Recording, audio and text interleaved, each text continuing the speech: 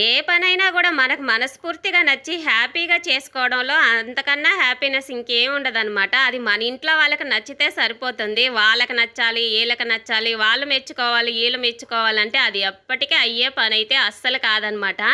"ఏమైందక్క ఇయన్నీ మాకెందుకు చెప్తున్నావు" అంటారా? నిన్న ఒక సిస్టర్ కామెంట్ పెట్టారనమాట. ఏమని నేనైతే అసలు సీరియస్‌గా తీసుకోలేదండి. ముందు చెప్తున్నాను. నవ్వొచ్చిందనమాట. "ఇంట్లో పనులు చేసేటియన్నీ వీడియోలు పెట్టకండండోయ్ బాబోయ్ చూడలేకున్నాను" అని పెట్టారనమాట.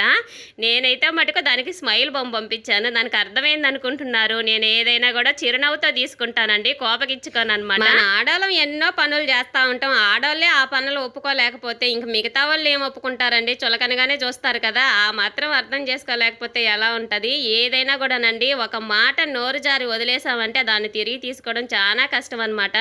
ఎప్పుడూ మాట జారకూడదనే నేను అనుకుంటా ఉంటాను. మీరేమనుకుంటున్నారో కామెంట్ చేయండి.